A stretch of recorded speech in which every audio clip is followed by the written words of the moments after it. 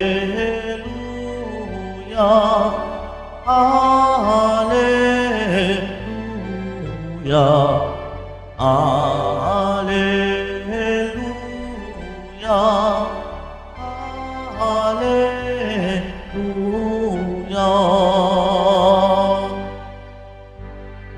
Sabi ng Diyos ay pakinggan ang anak niyang minamahal na lubhang kinalulugdan. Alleluia, Alleluia, Alleluia, Alleluia.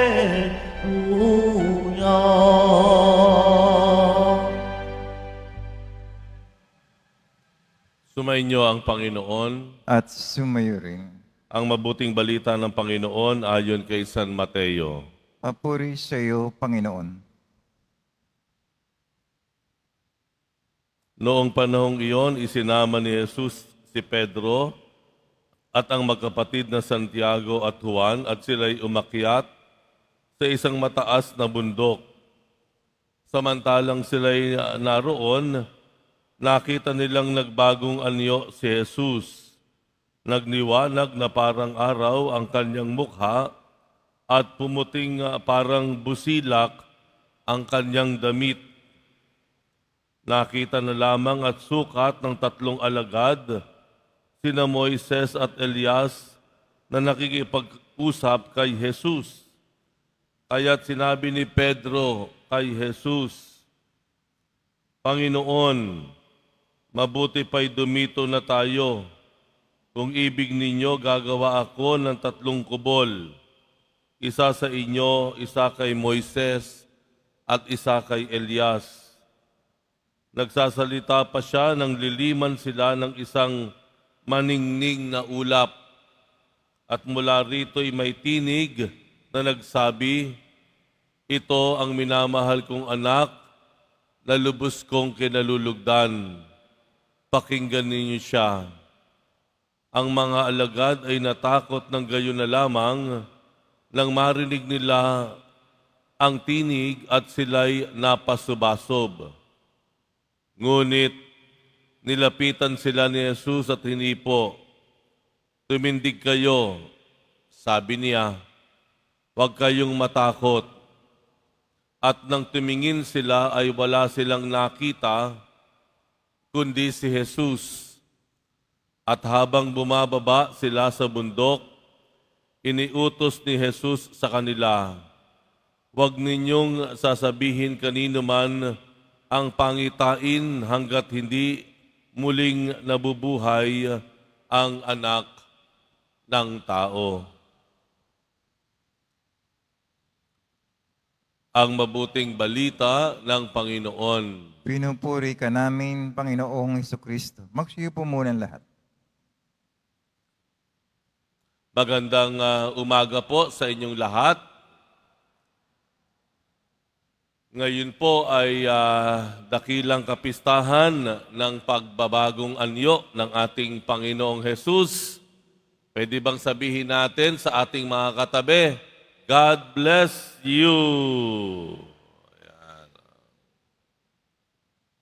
Isang kapistahan, ika nga, no? At nasilayan po natin o nating natunghayan kung papaano nangyari iyon. Si Jesus kasama ang magkapatid na si Santiago at si Juan ay sumama, si Pedro sumama kay Jesus sa isang mataas, tuktok ng isang bundok. Bigla na lamang si Jesus ay nagbagong anyo. Nasilaw sila dahil napakaliwanag ng kanyang mukha, pati yung kanyang kasuotan, at bigla na lamang nakita nila doon si Moises at saka si Elias katabi ni Jesus. Ano po? Si Moises ay isa sa mga tanyag, no, na tao at naging daan para ipahatid sa atin ang utos ng Diyos at si Elias naman ay isang propeta. Isa pa rin po na isang tanyag na banal na tao na ginamit ng Diyos para ipahatid ang kanyang mensahe sa mga tao. At sa tagpong ito ay bigla na lamang may lumukob na isang puting ulap at napasubasob yung mga alagad. Sila ay natakot. Kaya narinig na lamang nila sukat, si Jesus sinasabi sa kanila, tumindig kayo, huwag kayong matakot. Tumindig kayo at huwag kayong matakot. At ganun nga po ang nangyari, pagtingin nila, si Jesus ang naroon sa kanilang harapan at sila ay nakatayo at sila ay simula nang bumalik pababa doon sa bundok na iyon. Pero gusto po nating sabihin, o bigyan ng diin yung sinabi ni Jesus. Tumindig kayo at huwag kayong matakot. Ito ay paalala sa atin na dapat ang kabutihan, ang pagpapakabuti ay dapat nating pinaninindigan. Tingnan niyo po nangyari sa mga alagad. Nang makita nila si Jesus sa kanyang maluwalhating anyo, nang makita nila ang isang puting-puting ulap na naroroon, natakot sila. Ito ay paalala na sa pagtingin natin sa kabutihan, huwag natin itong katatakutan. Ang pagiging mabuting tao ay dapat nating pinaninindigan at hindi natin dapat katatakutan. Ang pagsasabi ng totoo, ating pinaninindigan, huwag nating kakatakutan. Ang paggawa ng kabutihan, ang pagsasaksi sa katotohanan, ang pagiging tapat sa ating mga kausap, ang ating paggalang, ang paglilingkod natin. Huwag po natin itong katatakutan, bagkus ito ay ating paninindigan. Alam nyo, parang ang daling sabihin, Alam natin yun ang tapa. Alam natin yun ang tumpak. Pero, kung titignan natin ang takbo ng mundo ngayon, parang kabaliktaran ang nangyayari.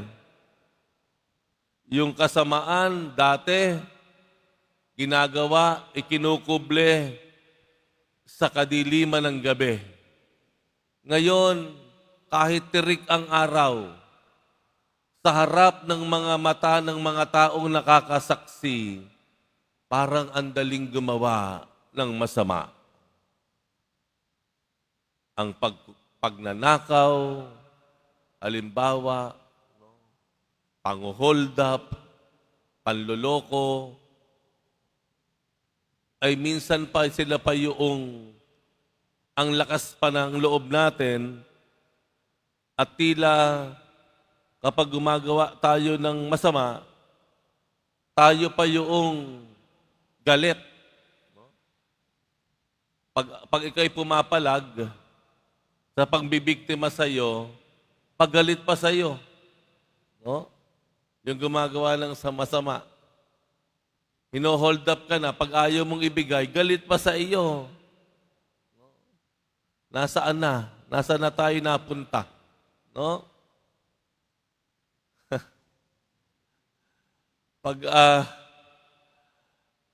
Pag ikaw ayaw mong kumuha ng hindi sa iyo, ikaw pa yung mukhang mahina.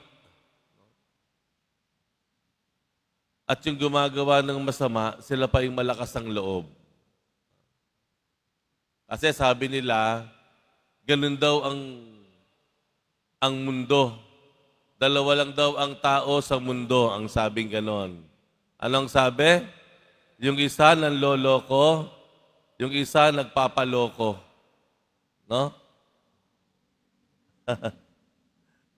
So, mabuti pang ikaw naman loko kesa ikaw ang lokohin. Dalawa lang daw kasi. No, napakapangit na pagsasalarawan ng tao. Ganun na lamang ba talaga tayo? Tayo ba talaga ay mambibiktima na lang o magpapabiktima? Kaya sa bandang huli, sino po ang miserable? Pare-pareho tayo. Di po ba? Akala po ba natin masarap ang pakiramdam ng nananakit, ng loloko, nagnanakaw, gumagawa ng masama? Sa tingin po ba natin nakakatulog sila ng mahimbing?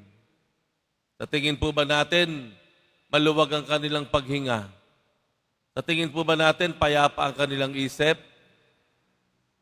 Sa tingin po ba natin talagang sa dami ng pera na nakuha dahil sa panloloko, talaga bang naging maginhawa ang kanilang pakiramdam? Talaga ba? Diba? Ang karanasan natin ang magsasabi na kapag tayo ay gumawa ng masama, uusigin at uusigin pa rin tayo ng ating konsensya. Hindi rin tayo matatahimik. Hindi rin mapapahinga ang ating kalooban. Kaya ano ang paanyaya ng Panginoon sa Ebanghelyo? Huwag tayong matakot maging mabuting tao. Bagkus, panindigan natin ang kabutihan. Paanyaya ng Ebanghelyo sa kapistahang ito, sa araw na ito, huwag tayong matakot maging tapat. Huwag tayong matakot na maging mapagkawang gawa. Huwag tayong matakot na tumulong. Huwag tayong matakot magpatawad. Bagkus ang mga ito, ang mga bagay na tama at tugma sa utos ng Diyos, yan ay ating paninindigan.